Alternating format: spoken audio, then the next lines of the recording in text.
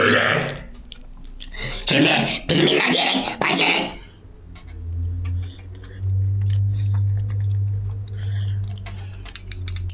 Peynirli gibi tadı var.